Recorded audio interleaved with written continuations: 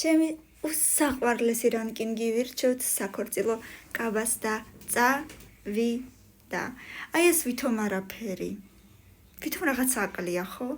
მაგრამ იმდენად ნაზია, იმდენად კლასიკურია და იმდენად სრულყოფილია, რომ უეჭველი პირველზე უნდა დავაყენო.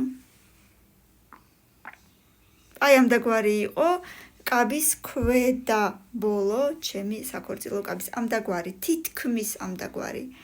მესამეზე მომწონს დღემდე ძალიან. ეს მე მგონი ნამეტანი სახელოებიანია, რაღაცა სადღაც მეშვიდეზე. არ არის არც ერთი კაბა, მე მგონი ისეთი, რომ მე არ მომეწონოს, მაგრამ რომელიმე უფრო ძალიან მომწონს, რომელიმე ცოტა ნაკლებად. მეექვსეზე. მართლა ყველა მომწონს, ესეც ძალიან ჰაეროვანია, ძალიან ნაზია, მაგრამ ჩემი აზრით ბრეტელები აკლია.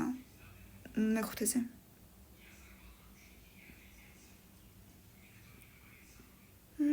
ესეთი რიბკა კაბა, ხო?